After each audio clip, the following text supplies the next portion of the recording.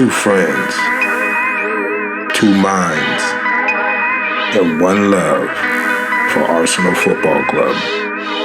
You are now listening to the Cod and Two Minds podcast.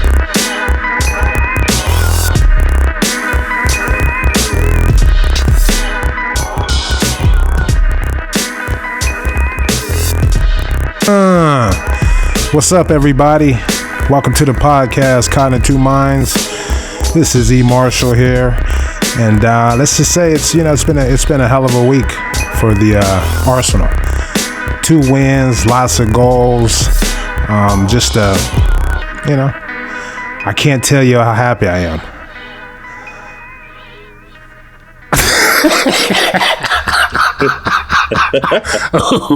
I am happy to tell you that I'm joined by my co-host and longtime friend, Fitty Mac. Fitty Mac, are you on the mic? What's going on?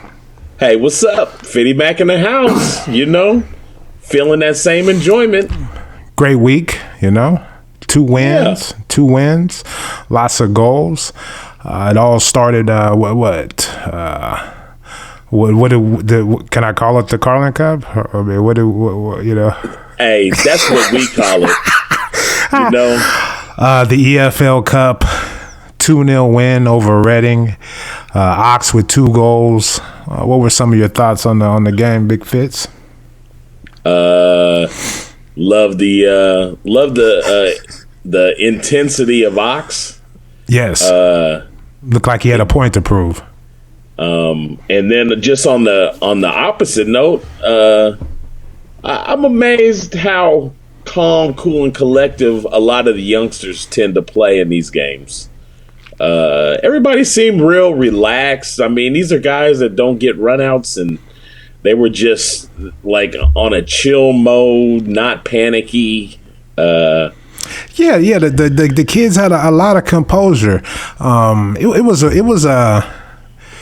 It wasn't our best performance because there was a lot of new faces into the team. We were a little disjointed, but a lot of those new faces were very inexperienced youngsters.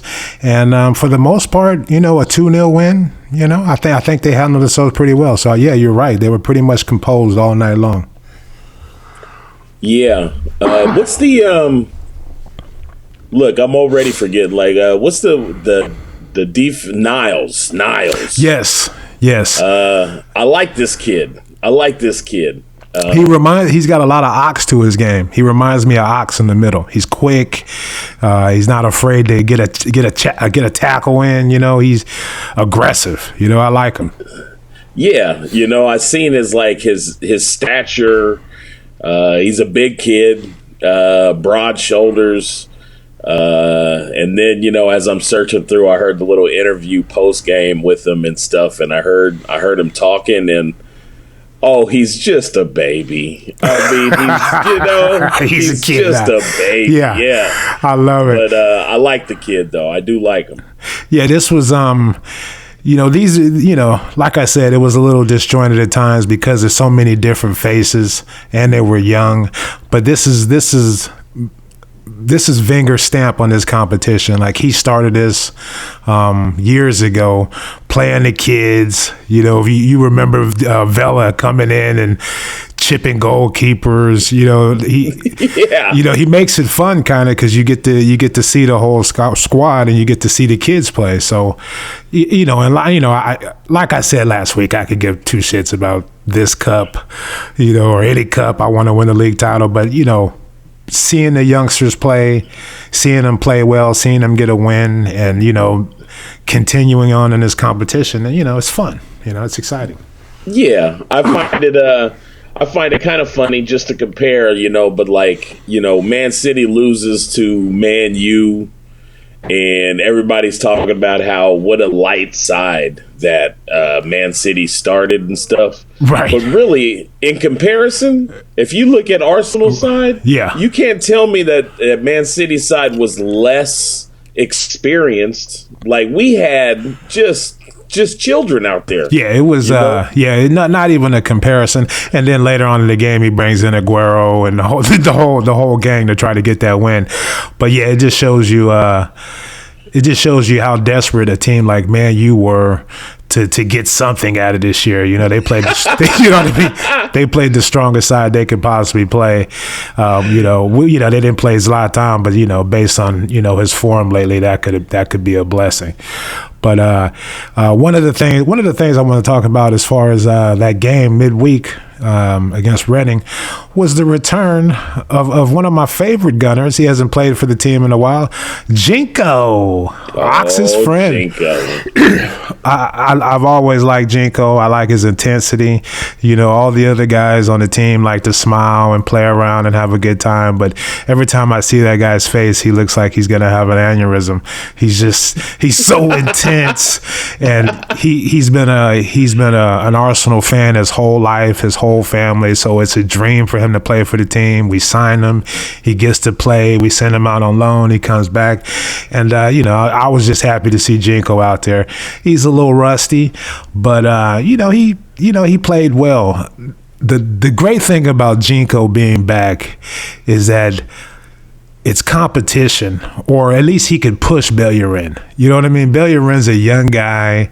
Barcelona's looking at him. A lot of teams are looking at him, and it's easy for a kid that age to get a big head, you know. And I think with him not having any competition on the team, you know, that could have easily happened, you know. And with Jinko coming back, his intensity and his ability, at least he could push him and kind of compete with Bellerin. Yeah, I mean, the small taste of Jinko that we got his last run with the team was pre-Bellerin. And right. And the dudes that we were dealing with, you know, Sagna, don't get me wrong, Sagna gave us plenty of hustle and a lot of good years. But, you know, the one thing I always notice about Jinko is his ability to push up with the line and his ability to put crosses into the box. Put crosses in, yes. He understands that that's his job, is to get crosses into the box. And I like the way he does it. Yes, and I think Giroud is going to benefit from some of his crosses. But, yeah, that's a great point. Jinko, for the amount of time he's played for the team, which is not that much, but he's got a great right foot. And he can put crosses in the box. So, you know, and let's see, EFL game, Holding. The kid, he's gonna be a great center back. So calm and composed, just mature beyond his years. To me, he has everything to be a great center back. It's what you need. He's got the size. He can run a little bit. He can pick a pass. He's aggressive. He's not aggressive. He can read the game. So I was happy with what I saw of him. Yes. El Neni, solid. Doesn't do anything wrong. He just jogs around the field, making good plays. And, the Holding and Gabriel combination, you know, it's nice. You know, you got a crazy, spastic, psycho guy like Gabriel, and you got a calm, cool, collected kid like Holding. I think it's a nice little combo. And, you know, hopefully we can see more, you know, throughout the EFL Cup. Yeah, I mean, at Holding's age, you know, I hope he's happy and satisfied where he's at and understands that he's a young guy that, you know, he can still give us valuable play, but, you know, he's still a few years away from being, you know, a regular starter. But at his age, hopefully that's enough for him, because injuries happen. Right. That's just a part of the game. Red cards. And he could possibly be called in to, you know, put in some valuable games when we much need him. But in the meantime, keep working on your game, kid. Exactly. Keep doing what you got to do. I completely agree. And based on his demeanor and, you know, the interviews that I've seen him, he looks like he's got a cool, calm head on his shoulders. And, that's exactly what he's going to do. You know, Koscielny, what's he, 31? You know, Mertesacker is about 32, going on 33. You know, so just wait your time, get the experience like you said, and be ready when it's your turn, because I think we got a gem there. Certainly. Hey, and on another note, like you said about El Nini, I just want to call to attention, make sure I tip my hat to him. He doesn't get brought up as much about his technical ability.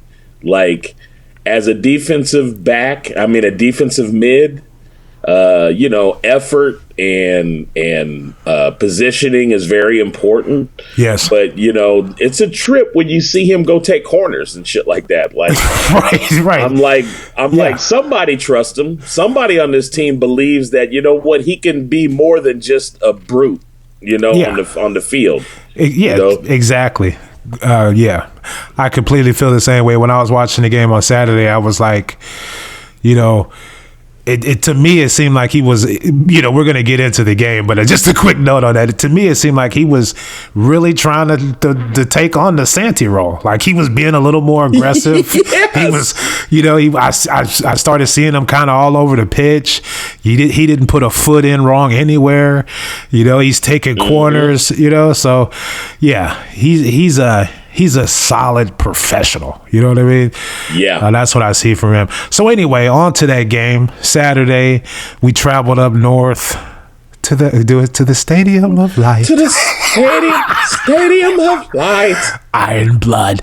But 4-1 win over Sunderland. Man, they are reeling. But what happened? 2 goals by Alexis. 2 goals by Giroud. We did give up a penalty. We'll discuss that later. I got some thoughts on that. But what are some of your thoughts on the game? The victory itself. You can give a quick recap if you want, but I mean, people who are listening to this, they watch the game. They know what happened. They know what happened. All around effort was just very solid again. I thought they maybe a little bit slow off the gun, but they quickly got it going. Yeah. And it sounds like I'm going to continue to harp on it, or not harp on it, but I mean really praise them for it. But the effort to close down the ball when the other team gets it is really like the one difference I noticed with the squad this year. Yes. Than I have in years past. Like, we're frantically trying to go after and get the ball back, a la the same way I used to watch like Barcelona in Champions League go after us. Yes, we are pressing the ball a lot more than we've really ever done, and I think, like I mentioned, a few podcasts ago, that has a lot to do with Alexis playing up front instead of Giroud, with the ability to close down the opposition in their half. I think, that's got to be the only difference, because Giroud doesn't really have the speed to kind of trap that guy over to either sideline and then let the press start. And Alexis can do that, and he's willing to do it. And it just seems like the whole front line and midfield are on the same page as far as pressing together at the same time. So, yeah.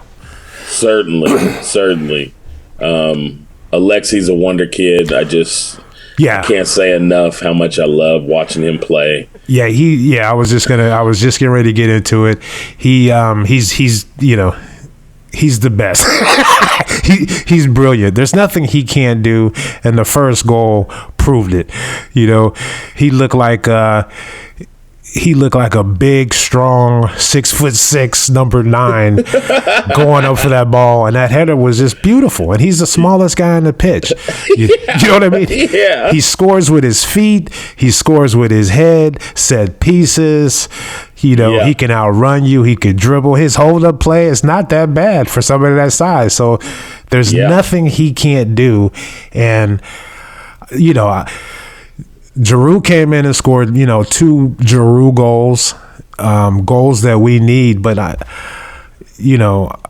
I'll say it again. Alexis, he's the lone striker, and the reason I'll say that is because Giroud is a better option off the bench. I've been saying it. He's come on and he's scored clutch goals. This last game isn't the first time he's done that. Barcelona last year in the Champions League at home, he came on and scored. He scored a goal. I mean, that's what he does. When he starts, let me just put it this way: when Giroud starts, and we're trying to play the ball to his feet, we're playing narrow like we always do, zipping passes around. We're not getting crosses in, so it doesn't suit him. You know what I mean? He's just there to hold the ball up. But when he comes in late and the game is tied or we need a goal, we become more desperate. So we'll start putting in crosses. We'll start lumping the ball up for Giroud, and then he can use his ability, and that's when he becomes more effective, to me. What do you I definitely still lean towards that thought. I tell you what, though, one of the things that I loved watching also, or I guess I missed, was on the left. Alexi out on the wing. Yeah. The energy that he came with all of a sudden, towards the end of a game where you're thinking oh, this guy's got to be a little, he started he was getting fired up. He was out there on the wing and he was like, well, let me cut it in on some people. Let me make some things happen. And definitely. But so, I mean, that's I guess my way of thinking would be, first choice, Alexi starts up top, Giroud comes off the bench, but I believe there are matchups and times when we could easily go the other route too. It starts Giroud up top and Alexi on the wing, and maybe a Iwobi or once Theo's back, then Ox gets a break, and you know, I mean. Well, to counter that, because I love that shit too. Alexis on the left, driving right back's crazy, but the thing that I would say is Giroud coming off the bench fixes so many things as far as if we need a goal or if it's tied. Everything I just said, he does, and if he starts and Alexis starts and Theo starts, and we get down, what's our option?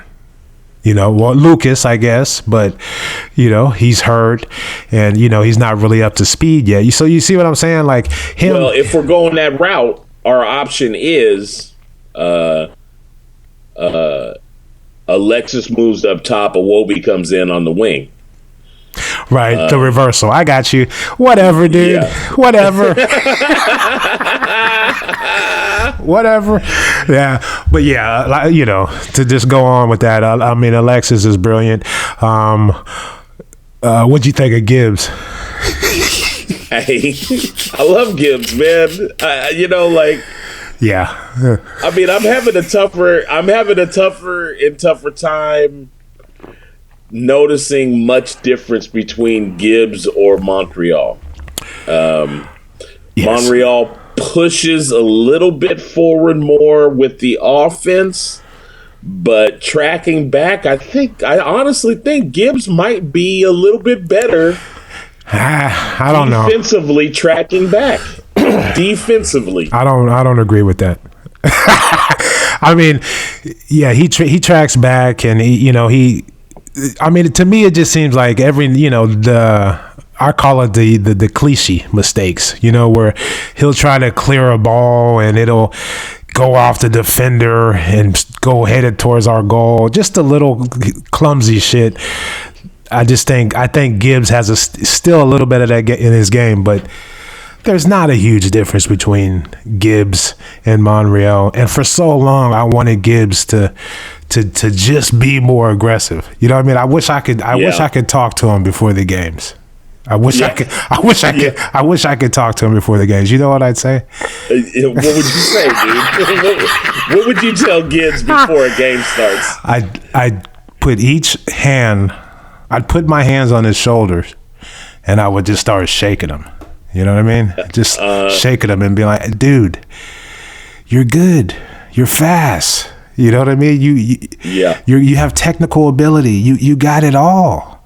Come on, man.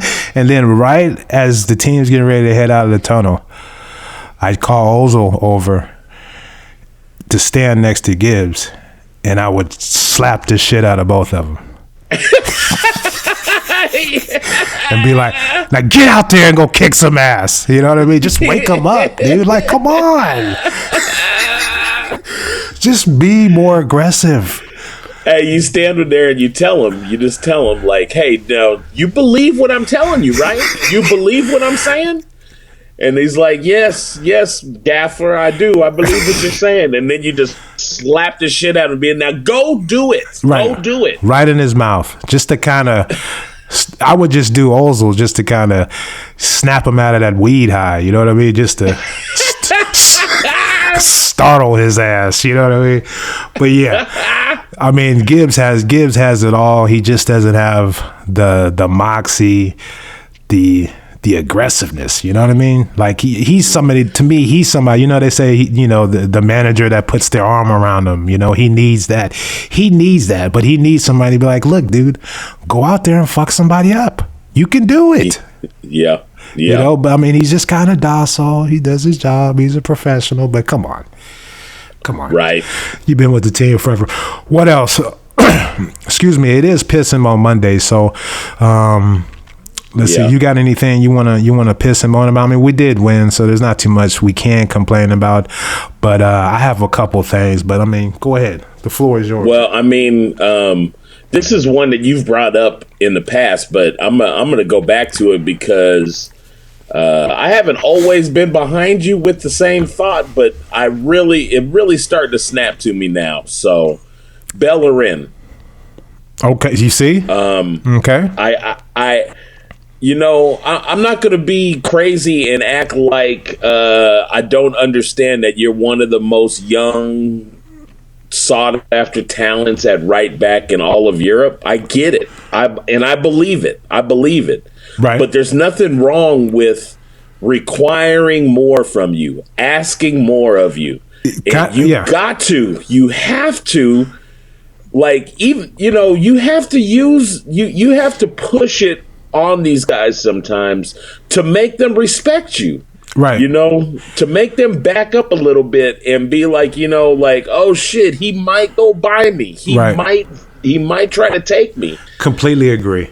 I need more aggressiveness from you. There's too many times I'm seeing him stop with the ball and make an easy pass back over to the middle instead of trying to push it a little bit.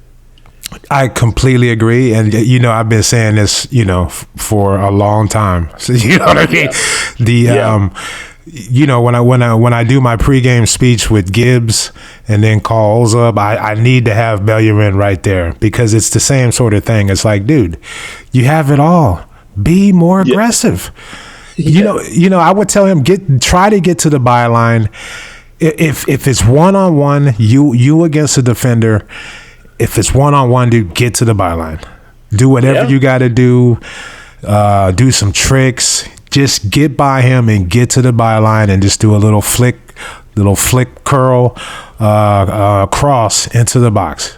I would just stress that because you're right. He never tries to get to that byline, and even Sagna would get to the byline on occasion. I know. You know what I mean? I know. But bump in a shitty ass cross. But yeah, he'd get there at least. Right. But Bellerin, he can't even get there. Like there's nothing in him will allow him to get there, and he'll always do that cut in on his left. And even when he does that, there's space for him to keep dribbling, but he'll just kind of slip it to El Nini or Coughlin and go about his business. But it's like. Yep.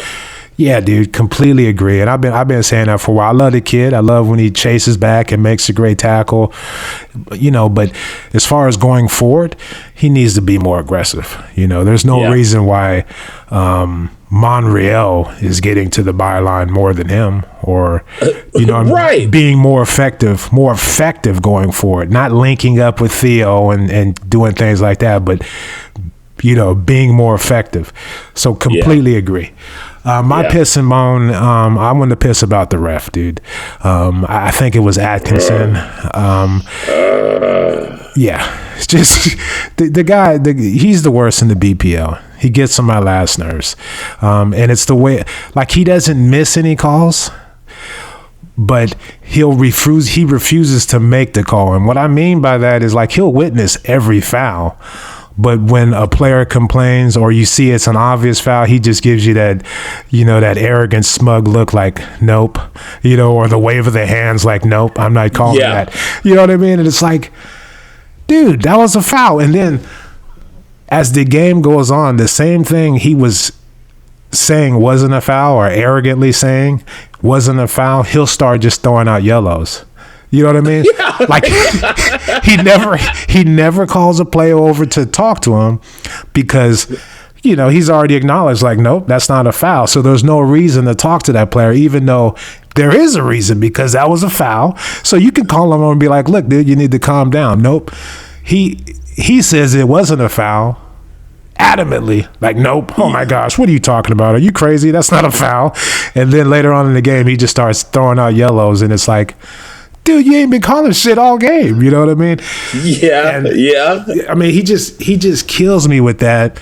And a classic example of this, dude, of what I just said was before Sunderland got the penalty, Alexis was in the box, and a big, greasy African pulled him down. There's no reason for Alexis to dive or accidentally fall down mysteriously in that situation. He was pulled down. Atkinson, or the ref, is like, nope, no penalty. Hey, so let me just tell you this. It's not a dive if you fall backwards. Well, yeah. If you end up on your back, that's not diving. Somebody pulled you down. Well, yeah. He's saying it's nothing. It's nothing. Like, dude, get up. I don't care if this African dude pulls you back. It's nothing. But I mean, so what happens a few plays later? I think Mustafi kind of lost the plot, got distracted, or he let a ball bounce in behind him.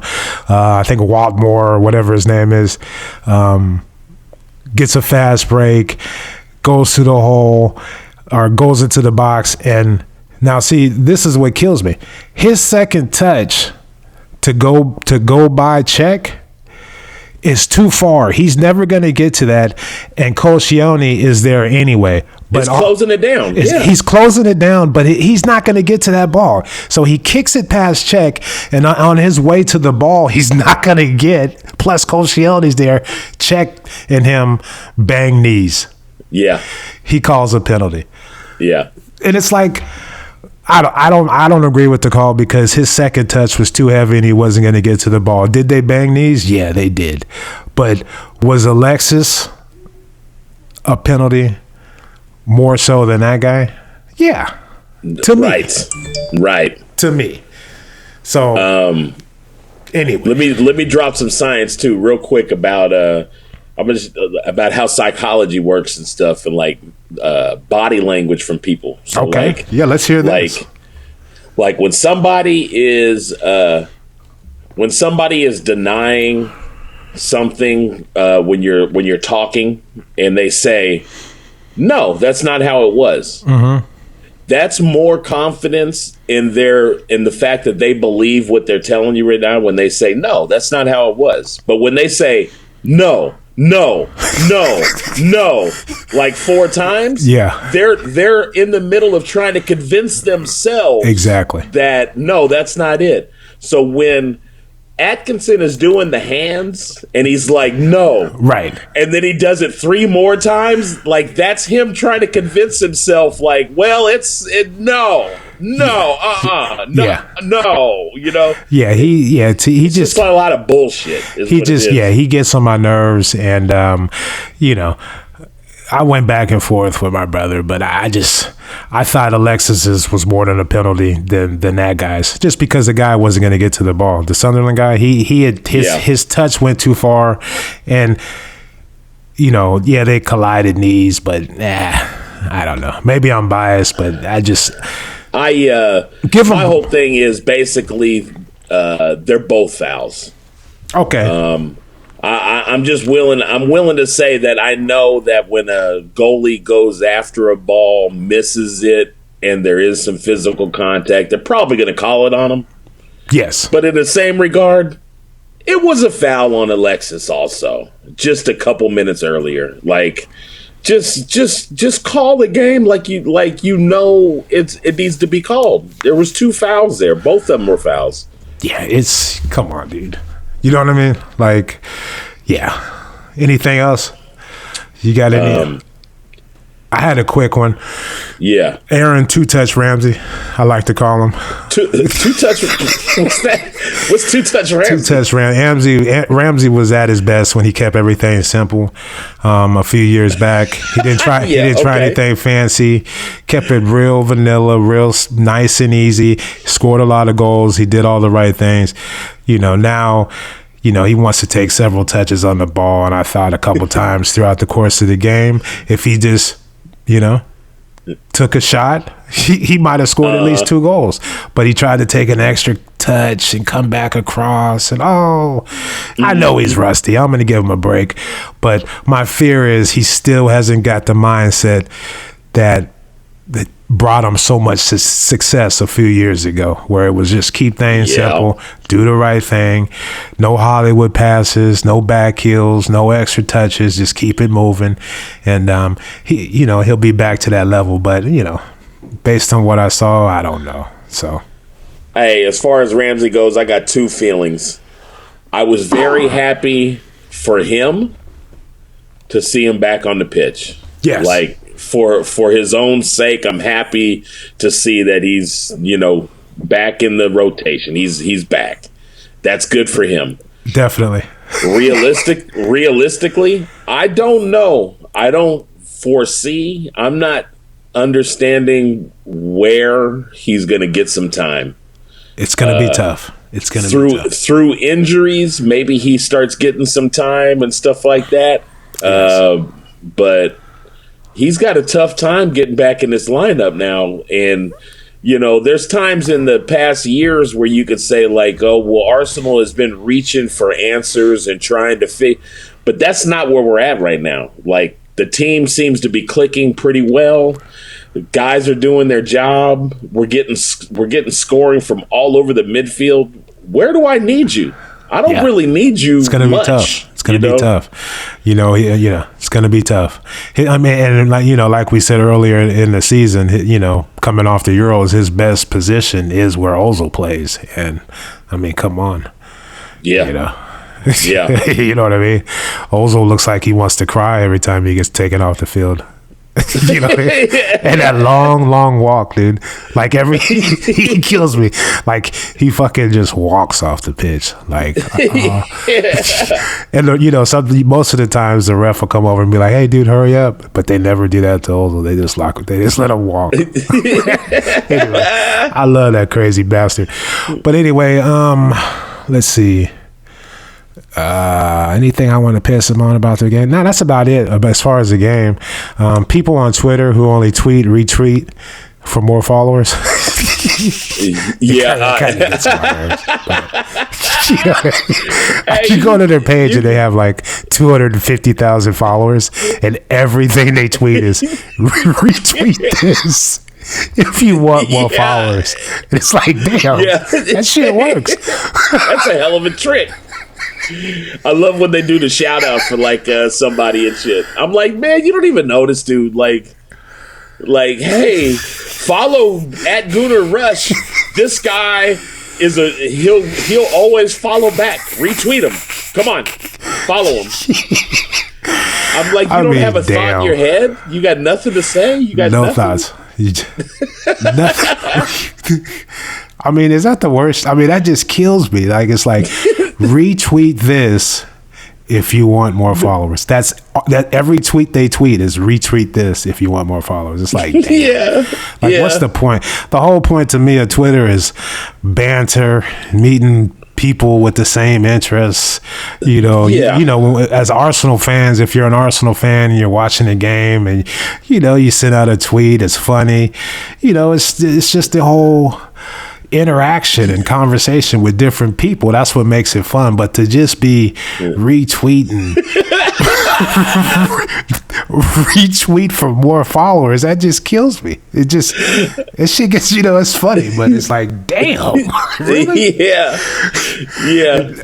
And it's not that I'm jealous they have 150,000 followers, but that tells me a lot about the world. Like, that somebody who doesn't tweet anything has 150,000 followers. But anyway. I put him in the same category as like, you ever click on an article and it was kind of a bigger thing a couple years ago, but you click on the article, you scroll down and like where the comments are, and the first person will post a comment that says first. What are you going out? Oh, no, that's it. That's all I said. First, that's all they say. They're just bragging that they're the first one to comment on an article, but they didn't say anything. They just said first. First, yeah. I'm first. Yeah. Okay. People, that's the beauty of the internet. Like you'll realize that the world has gone batshit crazy. That's the beauty of the internet. When you're on it, you know what I mean. It's the best. The hot chick. You go to her page. Let me see what this is all about. You check her pictures, and it's her in a bikini and her ass is out, and her in a bikini when her ass is out. You go down one more, and it's a dead baby from Aleppo, and she's talking about the war in fucking Syria. Yeah. It's like, oh my gosh, dude! I didn't. Yeah. I was just looking at your ass, and now I'm looking at a dead baby. Like, really? Like, come on! You're killing me. Stop it. But anyway, that's enough of that. Let's see. What do we got coming up? Who we got? Let's see. Next games for the Arsenal. Tuesday. We got Luda. Throw them bows, Cadillac grills. Check out the oil in my Cadillac spills. Move, bitch. He will be at the Emirates. He'll be there with the whole cast of Furious and 5. He just tweeted it out. No, this one's actually at Ludacris. That's what I meant. Thank you very much. And then we got the London Derby, Tottenham coming up on Sunday. Yeah, that's a big scary game. And then we got a nice little international break. After that, we got Man U. Okay, so next show, God willing, we'll go ahead on Monday. We'll discuss that. In the meantime, what else? Let's see what else we got going on here. You got any inspiration for the people? Anything quick, maybe? Nothing. I tell you what. Just I like how. Hold on. You got all serious right there. Like your whole voice and demeanor changed. It's crazy. I'm playing, dude. Go ahead. I like how you just jumped into it. Just don't spend all your energy trying to find a way to make it happen. Just make it happen, people. Just make it happen. I like that. That kind of goes along with what I was gonna say. Is you gotta make time for your goals. We get busy. We got jobs, we got kids, we got all kind of shit jumping off. But if you don't make time for your goals, nothing's gonna happen. If you work harder at the job that pays you for your bills and your livelihood more than you work for your goals and dreams, like on your day off, you should work just as hard as you work at your job for your goals and dreams. And that all goes along with making time for your goals. So that's all I want to say. Ooh, I got through that with no giggling and shit. You know what I mean? Hey, sometimes you got to drop science, tell people just how it is. I love it. Well, that's going to do it for today's podcast, Caught in Two Minds. It was Piss and Mo Monday. I want to thank you guys for tuning in. God willing, we'll be back next Monday. You can interact with this show on Twitter. Follow us on Twitter at CITM Podcast. And you can follow me at EMARSHO at eMarshall. And And also, if you guys please, if you can go to iTunes, subscribe, rate, review us, it'd be much appreciated. All that kind of stuff counts on the little, iTunes rankings, and they'll keep us on the list, and everybody will, be able to find us easy. And on Twitter, you can always find me over at Gooner Rush, And don't forget, if you want to just send out a little email, you got something you want to get off your chest, something you want to talk to us about, maybe give us a little theory of your own, that's fine. You can always reach us at CITM Podcast at gmail.com. Yeah, look at that. At Gooner Rush, look at him handling business, paying bills. That's it. Thanks for tuning in to the Cotton Two Minds podcast. We're out. Peace. Peace.